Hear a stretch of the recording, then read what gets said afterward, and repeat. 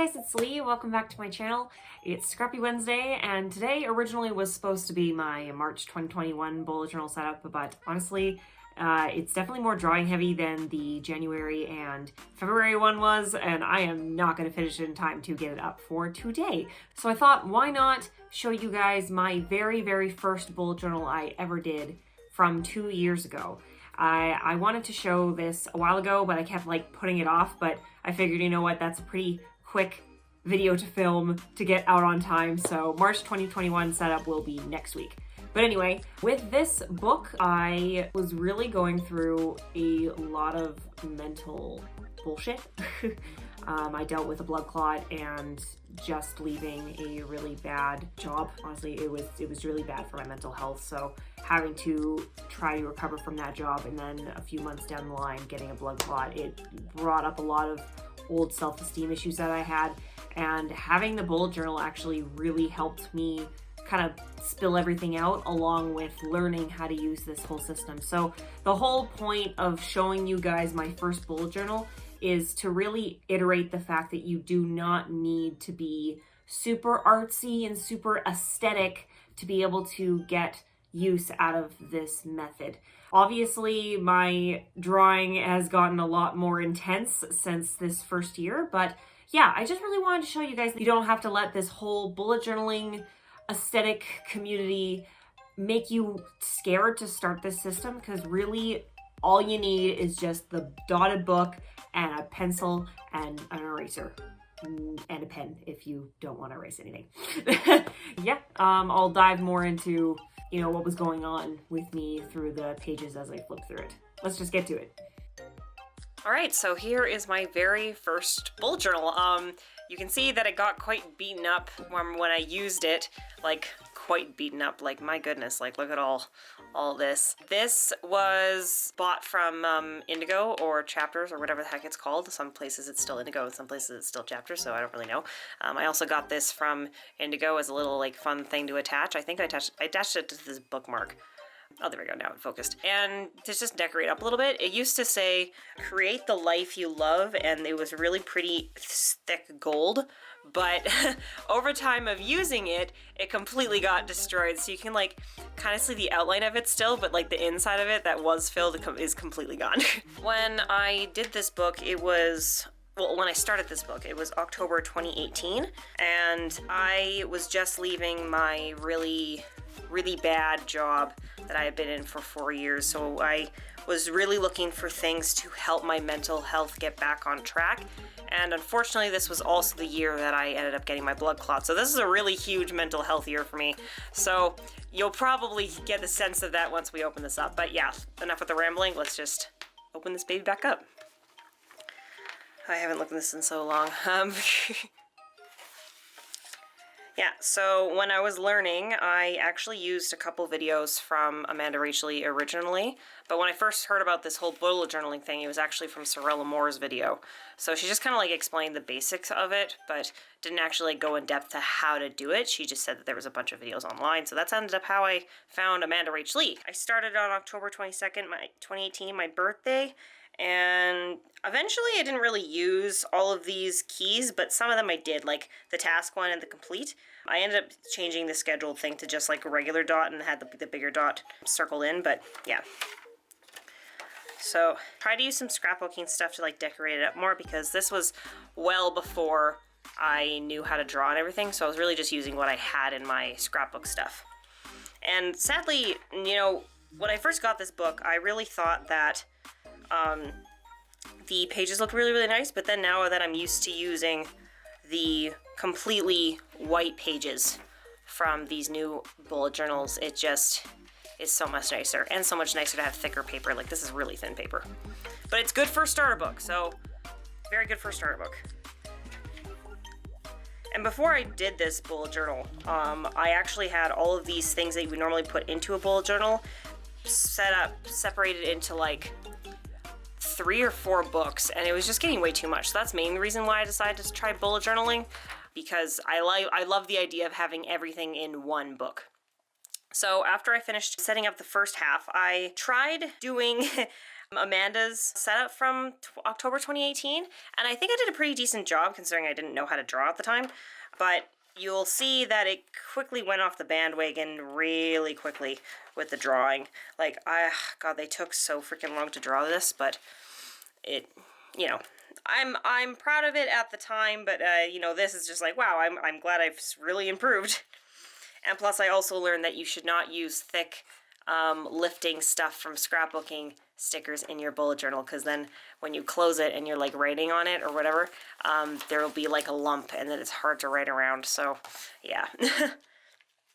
Yeah, I like to draw a little bit, but then, yeah, like I said, it quickly fell off the bandwagon. I didn't really understand to keep the aesthetic of like throughout the entire month. I was just like, oh, just do it for like this cover page and this schedule page. But eventually I just did not work at all. See, right, December just completely failed, didn't end up doing anything. And made the mistake with these bumpy things. It was really hard to write for the next few months because of that mistake.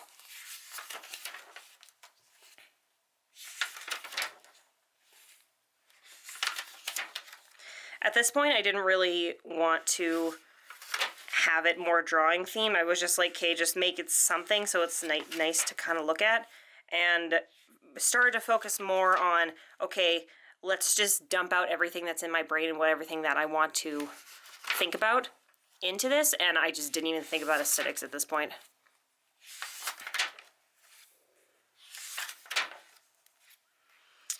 Ah, yes, the Costa Rica trip that ended up getting canceled. Oh, that sucked. And this is when I used one of Amanda's weekly spread ideas because I was getting pretty burnt out from just trying to make it really artsy. And I like the simpleness of it, so it ended up really helping. And I just focused on using that layout pretty much for the rest of the year. I tried to use some stickers from my stuff for Valentine's Day, but again, like didn't think of trying to look up fonts, so I tried to use my own writing, and clearly my own writing is not very nice compared to just like looking up fonts and drawing out the font.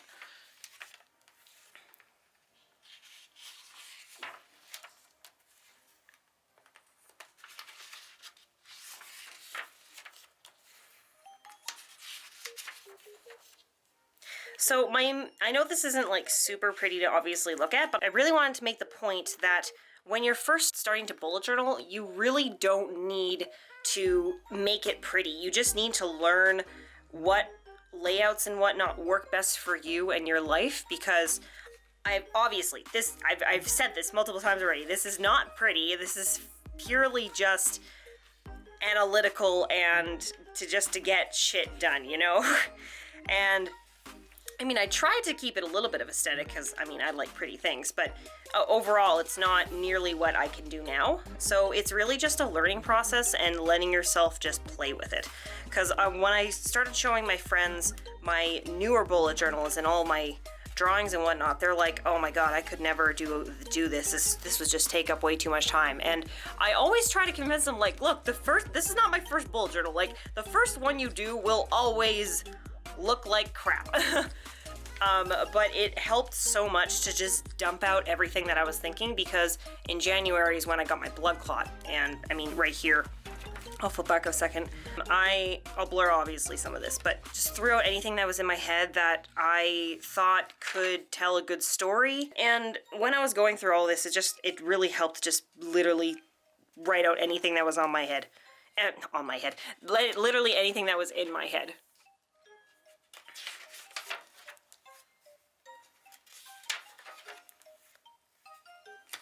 And more Claire's closing stuff, but it's actually, I don't have to do like half of that stuff anymore. It's great not having to be a boss.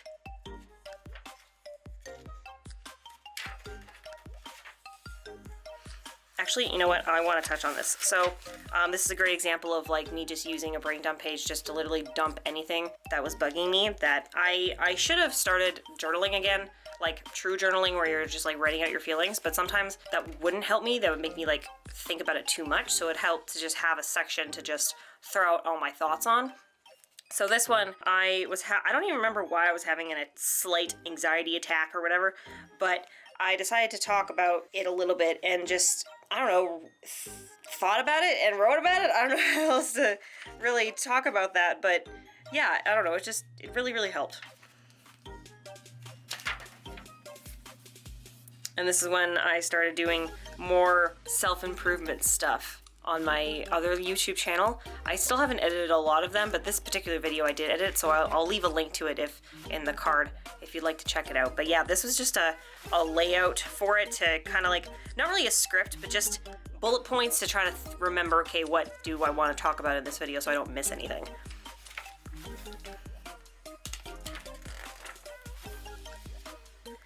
And this 30-day tea talks, I never actually finished writing out my outline for that video, but I already filmed it last year.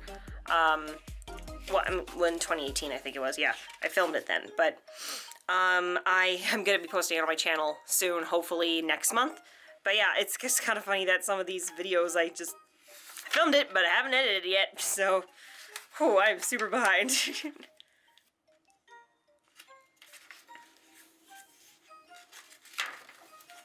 So like with July, I tried to keep like obviously a little bit of a, because I was thinking, oh, it's Canada Day, I'll just use red ink for that day. And this is when I started getting ideas for this really big project that I want to work on. And I know this is all written in Japanese, but basically it's going to be this long video series recreating times in my life around certain people that kind of like really affected me. That's really all I can say about it now because I'm still in the process of like planning it all out, but this is when I first got the idea and started writing things for it. So I'm moving all of that planning into my second half of this year's book. You'll see like the nice outline of that soon. But yeah, this project is going to be one hell of a big one, and I honestly don't think I'm going to finish it until like 2022, 2023. It's going to be that big. It's like 8 big videos.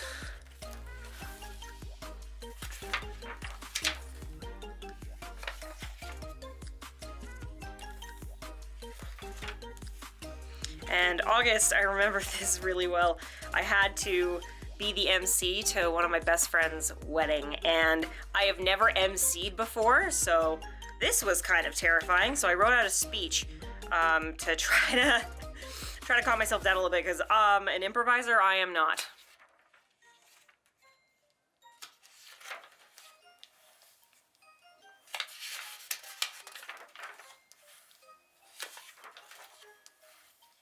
Yeah, you can see a lot of this. I tried doing the outlines for that video, and then I had to do a new how to close sheet because where I worked ended up having to change it, so that's why there's 2 there.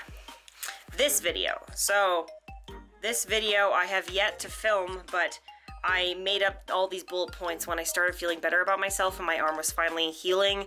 And yeah, I felt like, it sounds cheesy, but I feel like these are good lessons that I really want to pass on to people, whoever might need them. So I'm really looking forward to actually filming this and really talking about it. And the second round? No, the first round of the night before Halloween stuff. So, this was a very big project that in 2018, this is when it really happened, but at the point of making this checklist, I had certain parts of the project that I hadn't finished from the beginning of this year, so I was like, okay, this is my checklist for October 2019. So I ended up getting the majority of that done, but some of the videos I hadn't quite finished yet. But I did finish the Black Widow and Gypsy, but I did not finish the Mouthless Nurse yet, or the Harley Quinn Demon. But I did finish filming them, so that was cool. That was really fun to film. And this, obviously, I never filled out. So it's really just starting to still figure out who my audience was going to be for the Leaf Factor, but now I feel like I finally figured it out.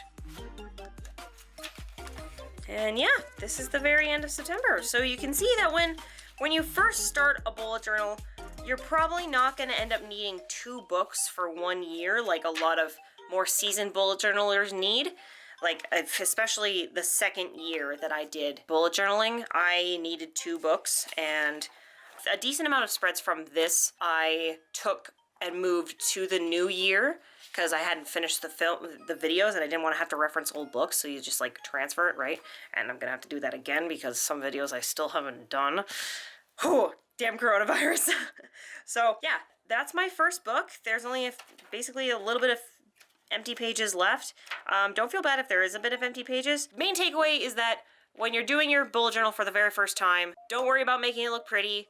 It never does. Just worry about making a system that works for you and your life.